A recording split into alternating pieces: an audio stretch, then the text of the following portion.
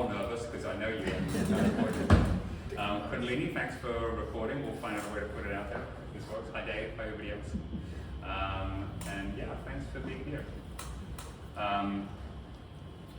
My intention is to share a little bit about a couple of trips that myself and Steve as well took down to Buenos Aires in Argentina, share about the culture that we discovered, about dancing there, what it was like to dance there, maybe give some travel tips, but more than anything give a sense, I think, of what's the connection like to go down there and what's it feel like culturally and what's kind of discovered about ways to make the most of the experience. Maybe that's kind of what I'm hoping. Questions at any point? People will be coming in, I'm sure. It'll be great chaos and all that good stuff. I'm going to start with an overview sense of Argentina as a country and its history. We'll then look at the city of Buenos Aires and a sense of what the city's like, how it's like to get around, etc. And we'll transition into taking classes, finding teachers there, and finally into the milongas and what it's like to actually dance in the city. So, obviously, Argentina is the bottom. We're at the top. Pretty much there. Yes. I do want to share a sense, and it took me a while to realize this. In a way, Argentina is a little bit the flip side of the United States and Canada. It's a little bit like there's an opposite, our sister energy down there. And what I mean by that is, through the middle here, we have countries that are close to the equator, countries that we think of as Latin America, of course Brazil as well, Portuguese, but a lot of places that have this kind of more tropical vibe. And north we have, obviously our zone. In the south, Buenos Aires is about the level of San Diego, heading south. So in a way, this is kind of, in terms of climate zone, a little bit like the other side of Latin America in terms of hot jungles, without that much of a summer, because it's all the same season. And in another sense, Argentina also has a history that in a way was less part of the obvious sense of the conquistadors, the Spanish coming in and conquering through and taking the big empires of the Aztecs and the Mayans.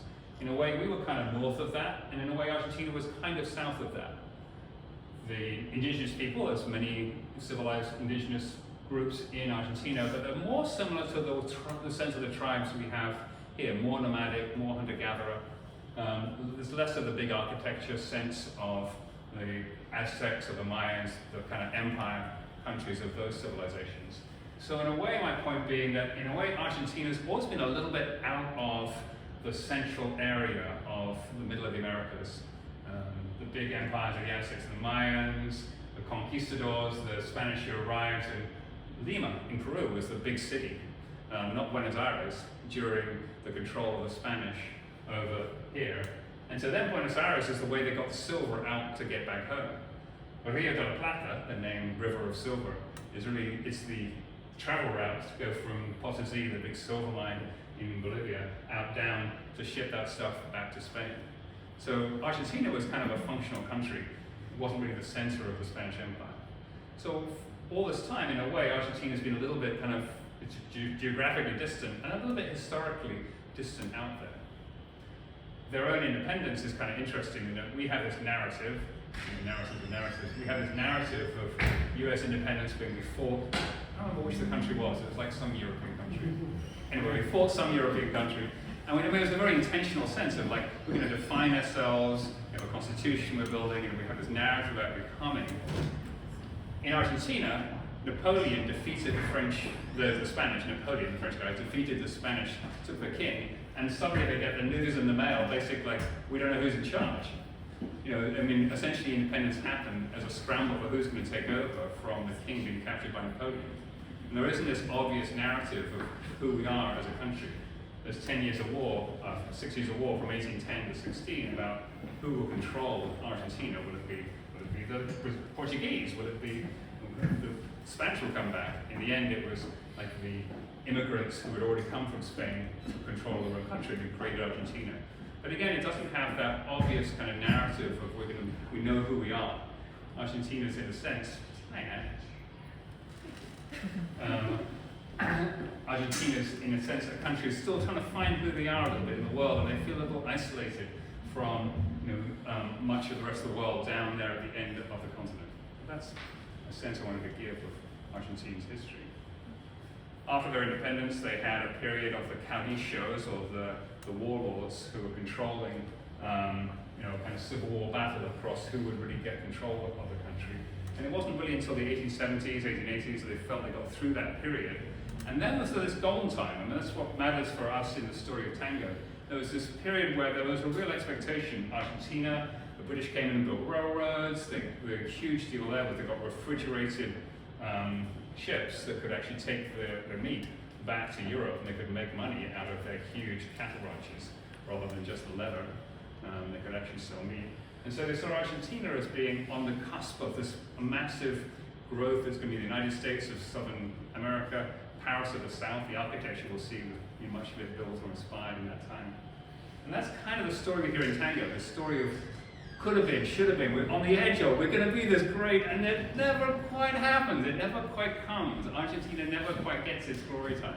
It always feels like it's just somehow missing out on world events, or maybe it never quite defined itself in the same way. If I talk with Argentine historians, they have a narrative that, unlike the United States, it never really had its middle class that got to own the land. It didn't go west, start up their own ranches and kind of build cities. When they got immigrants, they brought them in from poor areas of Italy and Spain, but they just shoved them into the barrios and made them work. They didn't let them out into Argentina to own land and build new enterprises. So in a way, it's a place that seems to have not quite, in the way that the US narrative is, defined itself as to how it fits into the world. And that story kind of goes through the 20th century with different governments, stuff like that. And understanding that story is to understand why the World Cup that they won, last year in soccer, football, it's not soccer, it's football, why the Football World Cup was such a huge deal, because there's this narrative of like, we're never going to get our time in the sun, we're never going to quite make it. And the whole country had this sense of like, maybe now, maybe we're on the cusp of actually making it. There's this massive celebration of not just a sporting thing, but something that felt really national. That's what I wanted to say about just kind of the backstory. The next couple of slides are showing the experience of a ranch in Syria, just a few hours from Buenos Aires, but just the sense of we're going to get to the city by going through the country. So if my man will bring us along. Oh, thank you. Oh yeah, the disappearance. So it should work, should we? Yeah, should we use just those? Because it's one of those street shows. Okay. Yeah. Okay. So we're in this ranch. It's an 1840s ranch, a few hours from Buenos Aires. Of course, there's a mate. There's the daughter of the owners of the ranch, the family that had been their family the whole time. It was a kind of semi-touristy, semi-family thing that got put together. It was super fun. So we got to be in this old ranch house. Next slide. I started, so they did the classic cooking on La Cruz, which is instead of over the fire, you have it kind of like salmon is by the tribal Native Americans. You have it next to the fire on this metal steak for hours. You have this really tender meat. So we are eating outside in the old buildings in Kigali. It is truly horse country. And dancing. So these, it's a fairly touristy thing they put on for us. On the other hand, these are a couple of locals, and the next slide will be a video, who literally just came out with a band, and you can recognize this. That was beautiful. I mean, we're actually out there, they're dancing the chacarera, obviously. Right after this, they got everybody, including the 6-month-old, out dancing, on the grass there. Everybody had to dance. But you really had a sense that, this is where the history came from. These are the people who still remember it as being kind of a living tradition.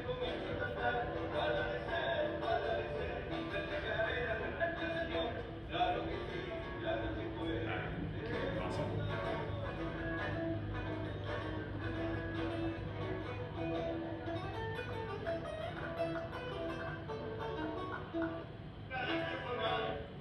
So, all right, enough of that. We're in the city. Big smile on my face. This is crossing Corrientes, Avenida Corrientes, which is a central street. And at the end of it is the obelisk, which will show up in lots of photos. So I'm just feeling super happy. It's like a few days in. It's like, I remember this. This is my second trip. It's like, I feel like I'm here. It's just like a moment of like really. Next slide. So here's the city. Let's look a little bit at the city. This is the Rio de la Plata. It's a huge estuary. You can't even see across it. You know, the other side is basically it's a sea. It's a brown sea of the river pouring out from Brazil and the Andes. So you don't really feel like it's a river city in the way Portland is. You feel like you're, basically that's an ocean there, and the city is all inland. It's a very grid city, so you have streets in both directions. Simplistically speaking, the government stuff is along here by the old port, so Casa Rosada, which is the pink house, but it's really the White House kind of there, and all the other kind of government things are here.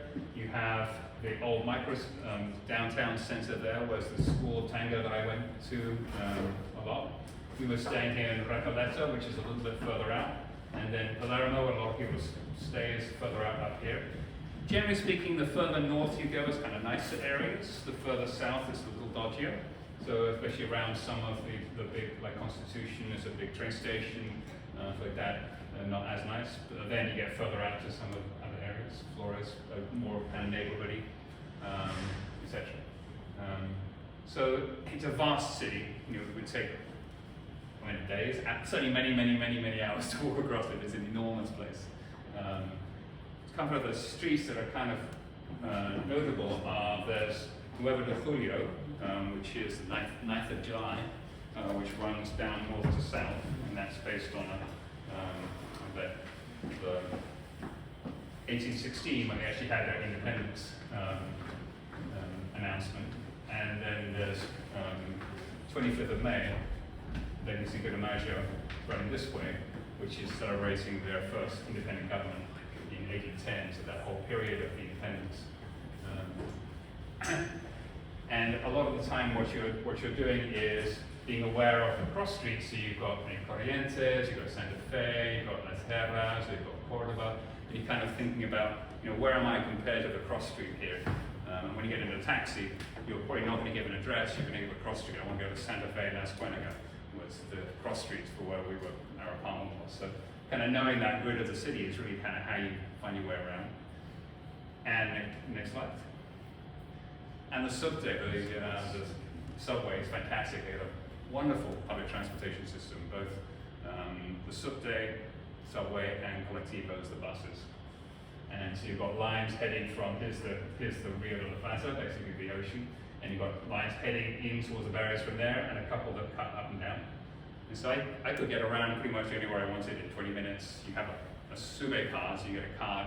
The tip is to get it at the airport when you arrive. You can fill it up at the train stations, and you can get around for pennies, really, easily during the daytime, certainly, all around the city, until 10 or 11 at night. So I found that we were staying cross streets up here between these two stations, so you could easily get around the different milongas. Might be downtown, and they might be in one of the areas further south. And typically, it would go in a subway to get there, and maybe catch a taxi back, because then it'd be later on in the evening, and you like 1 or 2 o'clock, maybe want to get a taxi back. That was my experience in the subways. You'll see a lot of pictures from the subways. I found the subways a great place to experience the culture. You're really with the people in them. Let's keep going. So here's the view from our apartment, or department, both night and day. It's kind of beautiful looking out across the city next. And looking down, actually our first year, looking down at the microcentro, really narrow alleys. You see the next one as well. We really have the sense of being in these canyon country. It's kind of disorienting. That's why I say the grid structure really matters, because you're down in there, you can't see, it's not like you can see the river. So you're down in there, you're trying to work out where you are in terms of the grid structure to get. Architecture. So there's just, you keep looking up to find these little pops of, super interesting architecture that's just all around the city here. There you go. So the obelisco. So I've heard a lot about the obelisco before I arrived. It didn't seem, it's a monument. It's the 1936. I guess they made it for celebrating some earlier date of founding the city. I would say the great thing about the obelisco is it's the joining place of 2 big streets, 9 de Julio and Corrientes, which means you can look down those streets and you can see where it is, and oh, that's where I am. It's like it's the map hood that lets you know where you are in the city. So as soon as you see that, it's like, oh, on that side, right, I know which way to walk to get to wherever I'm going. And there's just this beautiful sense of there's an anchor. When they won the World Cup, like 1 million people poured down and flooded the streets, and there's pictures of just, you couldn't even move, the whole huge area around the obelisk, because everybody thought, where do I go to celebrate with my buddies? Obelisk. That's kind of the center. There you go. At nighttime, it's kind of, it's a very lively place, early hours of the morning even, and in the daytime. So definitely has a big, it's a huge kind of open area there, and yeah, public art. There's lots of public art around. This is just a corner street close by that captures some art in the foreground. Buenos Aires is a city that has dramatic art and is also falling apart. Lots of things you come across in Buenos Aires, elevators, doors, etc. They're like jerry-rigged together. I mean, everything is, like it feels like you're waiting to get it fixed, right? And so that creates just a lot of places that just feel like they're fascinatingly old and fun and funky and have a lot of character. And I think it's probably frustrating to live there in many ways. It's also fun to visit and see that vibe. And there's some actually very old architecture. This is, I don't know the name of the museum, but it was basically a hacienda or a ranch house that was in town. It's now part of the broader city, but it has spectacular old architecture, something like that. So, and here's Corrientes in the evening. The obelisk, that's just kind of getting going. This street is so alive, and they shut down some of the lanes because it's filled with people eating out at 3 o'clock in the morning or whatever. It's really buzzing with life. Here you go. Some architecture around the government houses. And just, again, all kinds of, it's actually an old pump house. This is opposite from the Teatro Colón. These beautiful trees. It really is just a walk around and enjoy the city views kind of a place. Here's Palermo, so kind of a little bit more touristy end of town, a little bit nicer vibe, cobbled streets and various things, so just enjoying an evening with a friend before we ate out, a bunch of people at a restaurant there.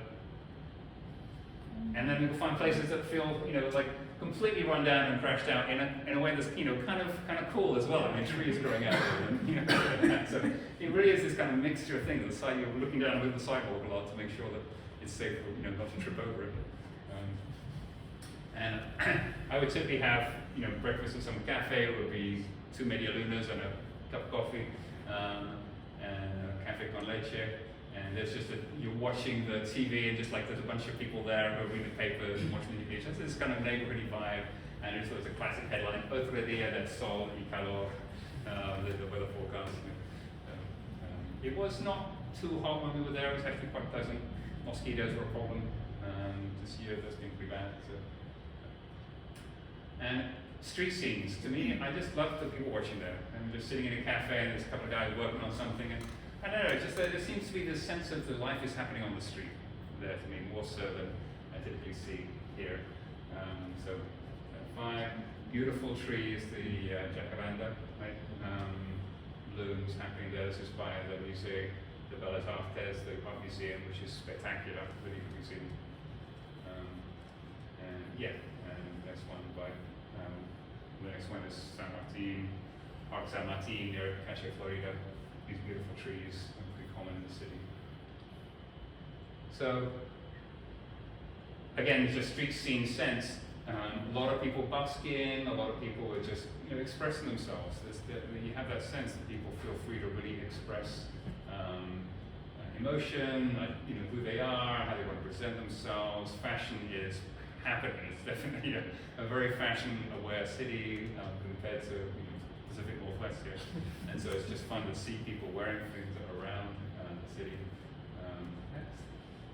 On the subway, there's often people busking. That's really common. People, I think Steve, at one point you said you got on one station, they were playing music. You got off at they were playing at the station when you arrived. They were playing on the train, and you got off at the other end. They're playing too. Before you arrive them longer, you got three live bands basically. So I think that's pretty classic. Go back one. I just want to tell a story of that I thought was just really touching for what I was seeing in Buenos Aires. A typical thing that happens on the subway. The economy is really hard there, and people are scraping to try and make it. And one of the ways they do that is when you get on the subway, the people are sitting down. People walk along and they'll just, put it'd be a set of pencils or some candles or just something they want to try and sell, some socks. And they'll just put it around everybody's lap, walk through, and then they'll come back, and you either just have left it there or you swish it out for money. And so they'll pick up the money instead, and you get to keep the socks. So it's a way for you to, that you can buy something without, them hassling you or whatever. You get to choose whether you just ignore it and they pick up the socks again, or whether you switch it out for, 1,000 pesos or whatever, and you get to keep it. So that's a way people sell things. So I'm sitting on the subway, there's a kid opposite me, and he's just developmentally disabled. He's clearly not, he's aware, but he's not, able to completely understand what's happening when this guy comes and there were incense sticks there. And so the guy comes back through, seeing he's either getting his money or he's going to pick them back up. This kid says, "I like these." And the guy says, "Yeah, they're nice." And it's like I'm looking at this saying, clearly this guy's not going to get this is going to be awkward, this guy's not going to get a sale, kid's not going to give him any money, how's this going to go? And I'm just watching this guy who's just trying to make a few pesos, look at him and say, "Which color do you like?" And he says, "I like the green." And he fishes around in his bag and he finds one green one and puts it in a plastic thing as if it's, a gift, gives it to him and walks on and taking the others. So he basically gave him something for nothing, just to make this kid happy. And Wendy is the comment walking out the door, and that just seems so typical of how people respond to seeing other people as human. That was the thing I more than anything felt. There was a way of how can I keep this feeling like it's a human interaction? I'm trying to make money, I'm trying to do this, I'm just trying to struggle through stuff, but that seemed to be again and again the kind of trying to keep the dignity of being human there. And I think back on their history as a nation, they feel like they've struggled in the world, they've not quite made it, they've that. In a sense, there's how do we support each other to at least have some dignity in this. Anyway, any questions so far? Who did you go with? It sounds like you went there with somebody? Yeah, one was Steve, and I went, rented an apartment together. We got, pretty independent during the day doing all this stuff, but it was great to go with a friend, Nice. to navigate some of this stuff together. Yeah. Cool. What time of year were you there? We were there both times in February and March, so it was there late summer, early autumn. Here's one of the spectacular theaters, live theater. Live theater is fantastic in Buenos Aires. In a sense, to go down to Buenos Aires and ignore that is to ignore one of the best things there. So we go and just dance tango. You could totally go down there and just do live music and say, "Oh, there's tango too? I never heard." The theater is incredible. I typically didn't understand, it varied between understanding nothing and understanding 10% and understanding kind of most of it. And so it depended on the performance, but it's all in Spanish. I don't think there were any English language theatre. But they're in these often old buildings. They really have incredible scenography, stagecraft, and the acting is completely world class, incredible. And so the next slide, I enjoy taking these selfies with the plate. I've started collecting selfies with the plate. Met one of my Spanish teachers, so one of them is totally amazing. I would say even if you don't understand the language, just to be in the vibe of it. I mean, it's $20 for a front row seat at a Broadway show, basically, and just to feel how vibrant, and they were all sold out basically, or well attended, and just how vibrant the scene is there. Next. And food. I did my buddy. We're having a breakfast special. And catching up on the gossip. I would say the food is somewhat predictable. There's a standard set of fare that they do with pizza, barbecue asada, meats, empanadas, and kind of breakfast pastries. If you try and stretch, much beyond that to try and find Asian food and things like that, you're going to definitely be struggling more. But within that range of standard Argentine food, the great thing is that the service and just the sense of being at this restaurant. Everything's always on, the correct china and this, but they're not weird about it. At the restaurant, Mosso, the waitress, are just watching you. They're present. They're responding to like, can I have another this or that? You feel like you're at this place where you're being taken care of. It's a really nice vibe in the restaurants and cafes. All right, this is the bit where Isabel and I went down. So there is Antolas Tango in Buenos Aires too. This is going to like a super touristy place in the south of Buenos Aires, La Boca, which is a big barrier. There's other things there as well. It's actually one of the biggest of the football stadiums for Boca Juniors. But in these few streets, there is a sense of the history of old original Buenos Aires as immigrants in the 1870s, 80s, 90s, the kind of roots of the kind of tango working class experience, and it's a really touristy kind of area to experience that. And of course, there's somebody playing and holding up out there with this image of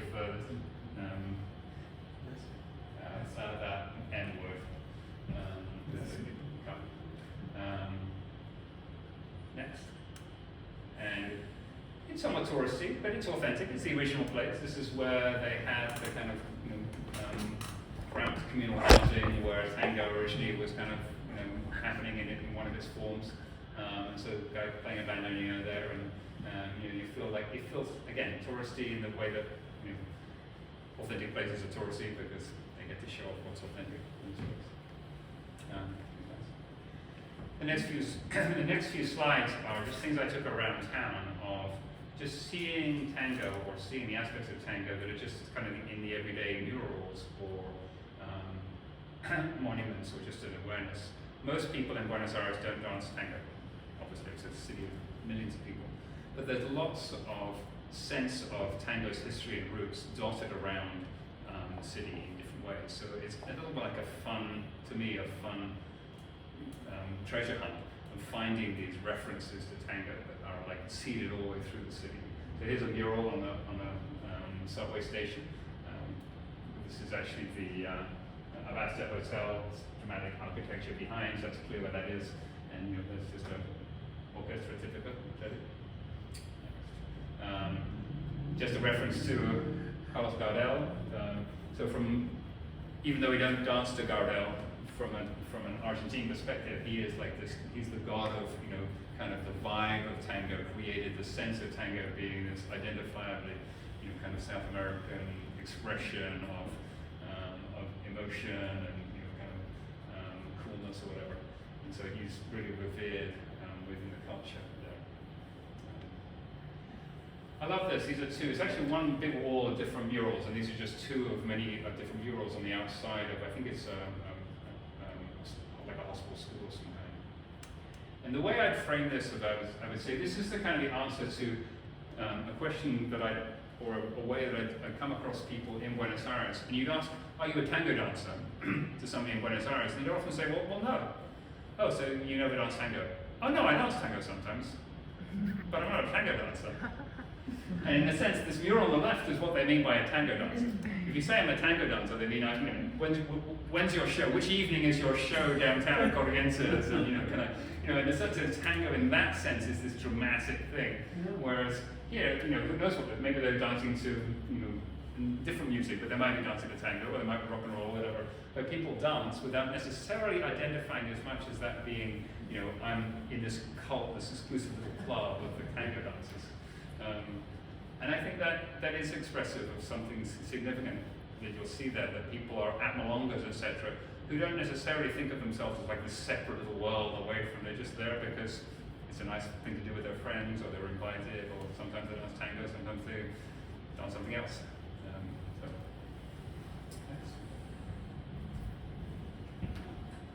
Again, just a mural in a subway. I wouldn't have understood how much that meant to people until I'd been there for a while. of course, on the left is the Obelisco, on the right is the Tour Eiffel in Paris, and Canaro, and Steve maybe know the history, the date better than that, but early 1900s, Canaro, in a sense, took tango to Paris, showed, Europe this tango, and kind of for the first time got them on the world map of world music with that. And so, that is, essentially no different from the World Cup, the guy holding up the World Cup there, saying, we won and we got visible in the world because of this guy. This guy's our hero because he got us to be on the same level as, the Tour Eiffel. There's no, those are the same height. It's like claiming the sense of like, we're now equivalent to Paris because of Canaro. So it's lots of buskers, not all of them playing bandoneons, but some of them are. This was totally fun. These guys were great. Definitely hear some, all varies, but there can be some great music being played just in the city. Corrientes, next. I stumbled across this. I could have, researched and found out where to find it. It was kind of fun that I just was going through a teacher's class and then stumbled across this. Because of course, this man is Pugliese, yeah. Nunca más. That's a very strong statement to Argentinians that the Pugliese, of all people, is wearing that flag, kind of the bandera of Nunca más, his orchestra on top there. So Nunca más to Argentinians, this will be a reference to the terror and the disappearance of people during the juntas, the military juntas, which were eventually overthrown in the 80s. So Nunca más is associated with Pugliese because Pugliese was considered to be this revolutionary, left-wing revolutionary who got in trouble with the military governments, was always this kind of pushing the social inner thing. So he's considered this kind of placeholder for social justice in that sense, for that way.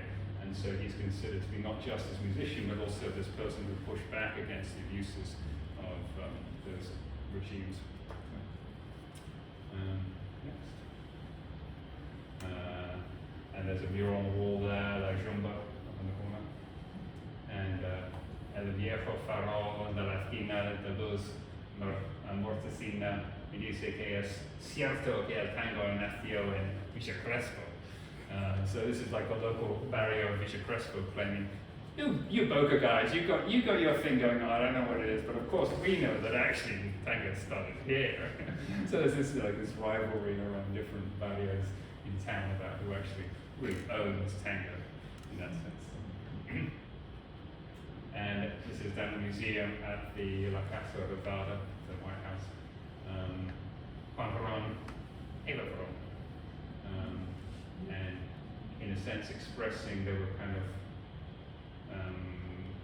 supporters of tango orchestras, etc. Part of saw that as like really a nationalistic cultural project. And I think to many Argentinians, they're expressing like the salon vibe of tango, and that is like the ultimate kind of expression of like that gender, that super dressed up, that really elegant sense of you Europeans, you gain nothing on us, kind of sense of tango's ultimate kind of upend, upmarket vibe. So in the street. Watching, first time I saw these, I didn't know them, I ended up then taking classes with them later, but the first time I saw them, it was like, wow, there's just this amazing dance happening just right here in the street, Calle Florida. And I expected it to be kind of cheesy, and it was fantastic. They were really good. So, and I loved this. This is actually the next year. I saw them again, they were dancing there. And again, this captures to me something about tango, and in a way how tango fits in with the young people's vibe. So there's a bunch of tourists, other people, watching. This is, big tourists, but also just shopping street. They're set up. They're doing as they quite often do, Guishimina or partner, tango for dollars or pesos. And this is just a young woman there who's like, I'm going to join in. I'm like seeing it. I'm watching the moves. I'm like starting to pick it up. And they're completely shameless about, why do you have any shame? But she's just totally enjoying that sense of like, I'm in, I'm like doing it, let's have this happen. And I just thought it was just so perfectly, descriptive of how people just really join in things. They're unashamed of that, like jumping in with both feet. So, I'm about to transition to talking about the experience of going to the school there and actually taking tango classes. So, from the city overall. Steve had a great idea the first time we arrived. I wouldn't have done that, even the research. We were staying right in the downtown area, and close to where we were, Pache, Florida, was this Escuela Mundial de Tango, the World School of Tango, with Gabriela Elias. I really recommend going there. I think it was fantastic. I talked to a couple other people who really found this was the great first home. Maybe you branch off from there over time, but this is the great first home when you arrive to connecting with teachers, connecting with other students, get your feet on the ground. They've got probably 8-10 classes happening every day. It's cheap from an American perspective. I don't know, it's $5 a class or something. And the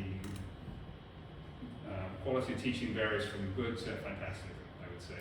There's consistently high quality of teaching. Next slide. This is my teacher and friend Anna. Every class, everything in Buenos Aires ends with a selfie. I don't know quite when that started, but it is like absolutely required. You cannot have anything happen, including the theatre shows. They would turn around at the end after the applause and say, okay, keep waving, and we do the selfie. It's like the top actor would do the selfie with the audience behind cheering. It's just like, so, but that's, the energy's high. The energy is typically high in Buenos Aires. People are kind of up. There's like a lot going on. Next. So let's talk about private teachers. I was really fortunate to come across this couple, Jared and Mauricio, and how to find private teachers. That's an interesting question. I came across this couple who were teaching at a practica that I went to that was hosted for people who are visitors to town. And I went to that, so they would dance with you and then give you feedback. And of course, they're trying to connect with people to give lessons. I loved them and thought they were fantastic, and I was excited to do that. I ended up doing 10 lessons with them. Lessons are typically all over town. They're trying to find a place to rent, and so you're like jumping from one address to another address at different hours of the week. But that turned out to be a really awesome connection for me. It was in Spanish. I think we could have done some stuff in English, but it would have been less functional. They were teaching me to dance to different orchestras. And so I think that would have not have been a full description from them had it been in English. So that's kind of what I want to say about that. Firstly, we went, again, Steve, I can't remember if you actually had on this, but you had us get to the private party that was happening, but lots of people were there. Kuchurila was the band. And Kachimachi. Kachimachi, thank you. Kachimachi is the band. I say two things. They're sharp, right? The band is really sharp. The dancing. They're not rushed, they're not pushing each other around. It's small and they're tight on the beat. And to me, that's a beautiful expression of, I'm not sure how local these are, but the kind of dancing you would often see in Buenos Aires, which is not dramatic, but it is tight, it's on beat, it's in a tight space, and they're both clearly enjoying each other's company. So, yeah. So I love that little clip, it was a great part. But milongas, enough of this. We're here for the milongas, right? And this is my one attempt at a humorous slide. There's these four people I took a picture of here, and the next slide is my humor, which is they're watching me.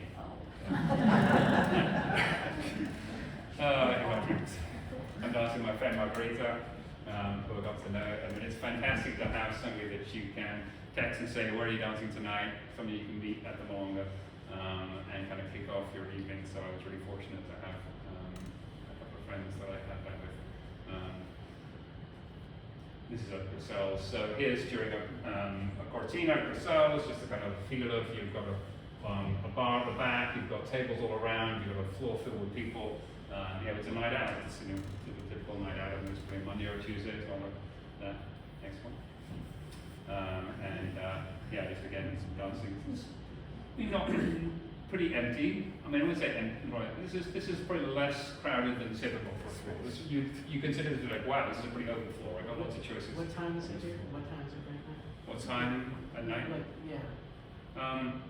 I mean, that looks like it's fairly early to me. But I don't know, I can't remember taking that now, but I would say that I would look at that and think that's probably fairly early in the evening to be that open. I think you're in that picture, aren't you, Ken? What is early and what is It starts about 7. Yeah. Eugene? I saw some alcohol in the bar, in the bed. Do they consume alcohol? Absolutely. Yeah? Yeah, Well, exactly. A it's glass of something- wine, which is cheap. They'll have white wine and ice.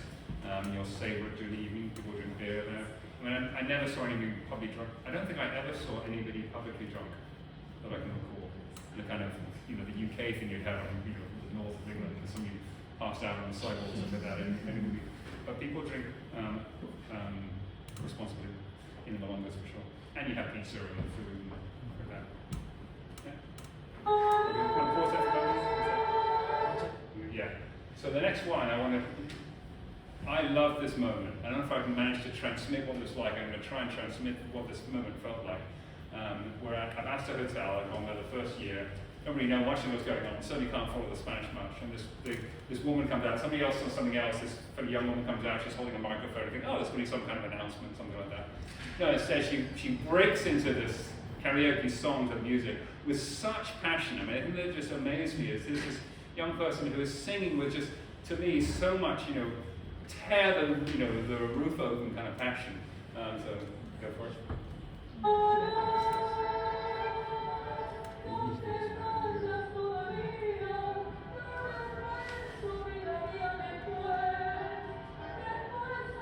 Fallon.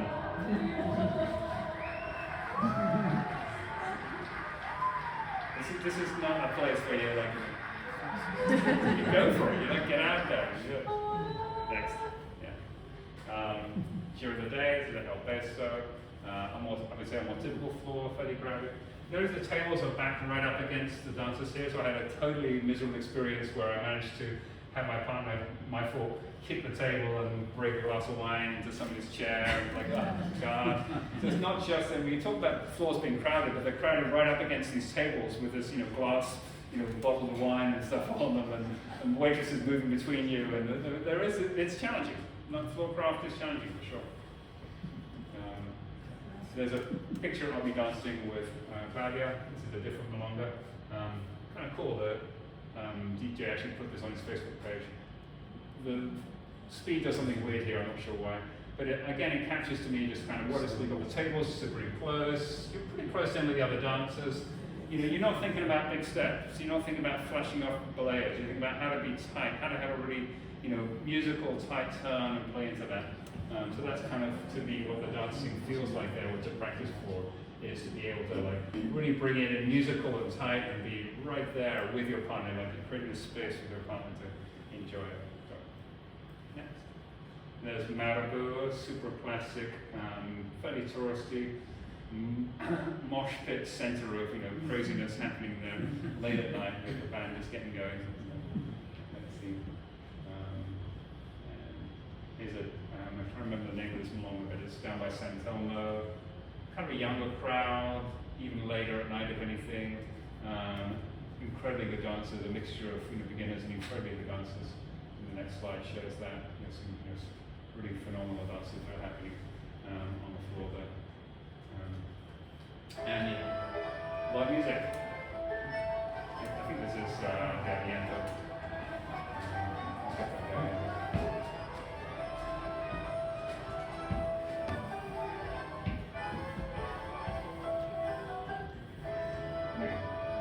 What I loved about that is, who's watching that? Who's watching those old guys with the bandoneons? I mean, to say they're old, there's one beautiful moment where there's this kind of guitar rock thing that happens with the bandoneon, where you're sitting here with the bandoneon, and then at some point you get up, you put the bandoneon here at the knee, and you do the kind of, it's totally the smash the guitar, moment of that. And so they're getting ready before they're getting up to do that. And then literally so one of them, I don't know how old he is,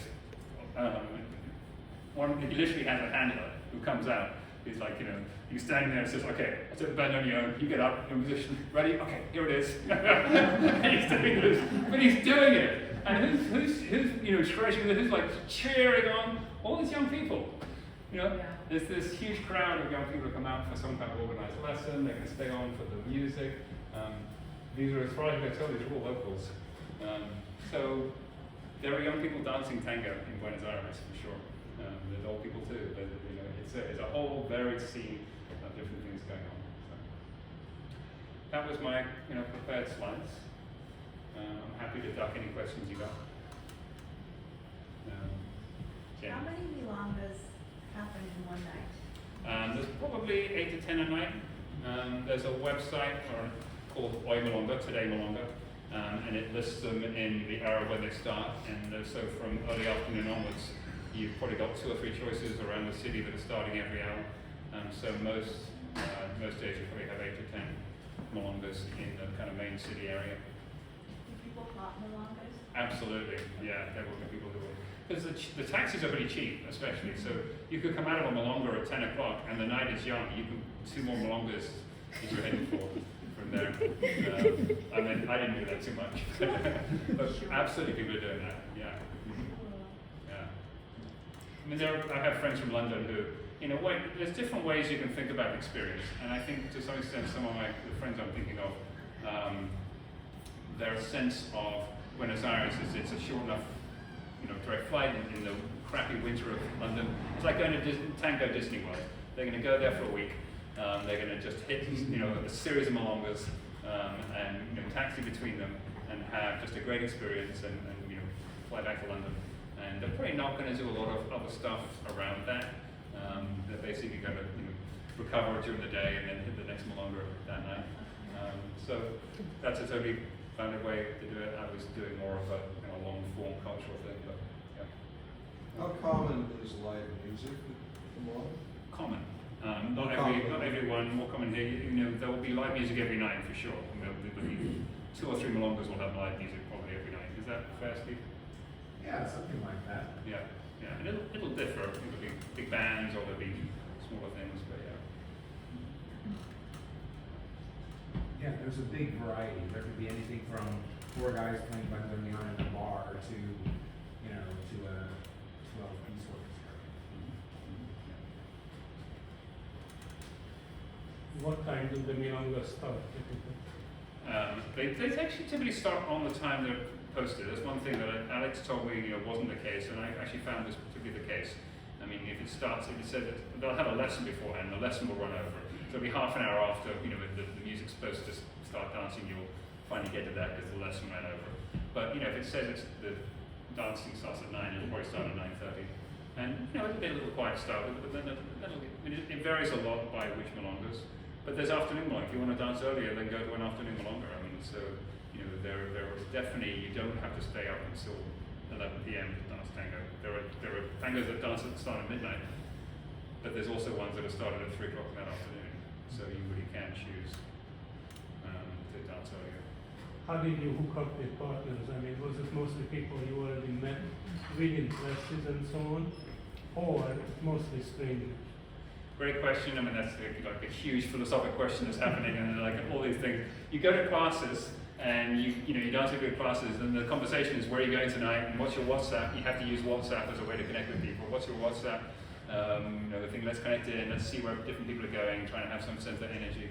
But then sometimes you just go and you just meet people, and there's a mixture of people who are like you, tango tourists from out of town, and locals, and depending on where you go, it's a different mixture.